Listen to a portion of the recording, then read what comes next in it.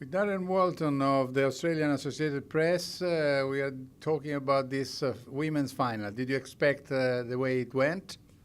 Oh, well, I thought I was hoping Lee Na would win. She's been hugely popular in Australia in the last couple of years, going so close a couple of times before. So I wasn't 100% confident. I thought the first set was key. She's a very emotional player and she can be prone to a few lapses and, dare I say it, meltdowns under the pressure. But I thought she held her nerve really well in that first set after overcoming the disappointment of losing a serve after being up a service break. So, yeah, it was nice to see her get through.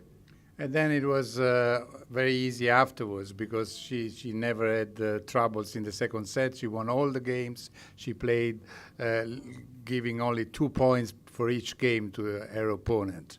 I guess it's probably easy for us to say that she did it easy in the second set, but I'm sure that her heart would have been racing out there, knowing that, she'd lost a couple of Australian Open finals after being up a set to love. So definitely once she got that first early break in the second set, I'm sure she would have calmed down a lot.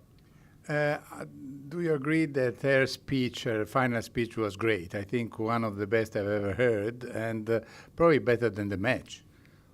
Well, it was a great match, but yes, she certainly charmed the Australian public and fans all around the world with her sort of endearing sort of speeches. Always talking about her husband and making light of him, but she's a hugely popular figure in world tennis. And then also when she's mentioned Max Eisenbuch, her agent, saying, "You made me rich." I mean, that I've never heard that before by a player. It's certainly refreshing to hear a player admit that they're rich.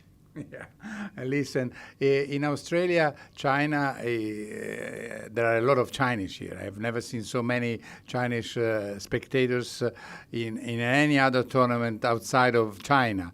Do you think this is very important that an Asiatic girl has won this slam, which is called, Australian and Asia Pacific? The Grand Slam of Asia Pacific. I'm sure they're quite thrilled that an Asian woman's finally won it.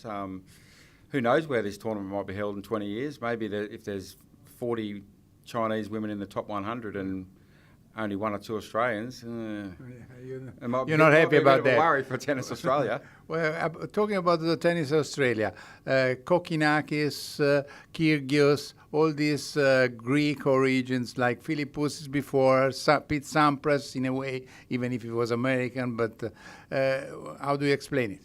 I guess we're a multicultural country, a bit like Canada. They've got Raonic and Pospisil and Eugene Bouchard, which is obviously a French-Canadian girl. But we're a multicultural country, so we're going to have all sort of ethnic races picking up tennis rackets. All right.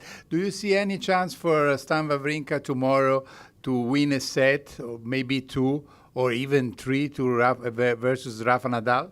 No.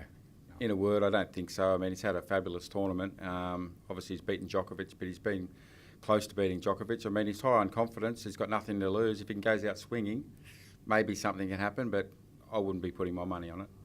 I wouldn't put my money either. Anyway, even if lira is devaluated, and euros even worse. So, Darren Walton, thanks a lot for coming, and good luck to you. Thank you. Cheers.